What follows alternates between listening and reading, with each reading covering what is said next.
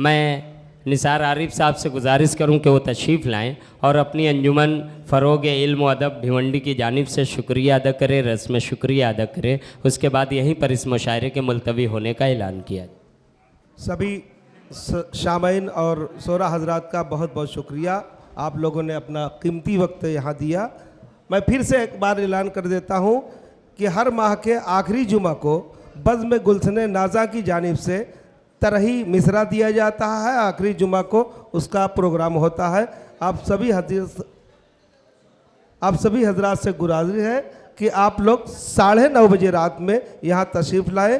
11 बजे प्रोग्राम ख़त्म कर दिया जाता है। इस हिसाब से आप आइए कि आपका प्रोग्राम भी ना छूटे। शुक्रिया।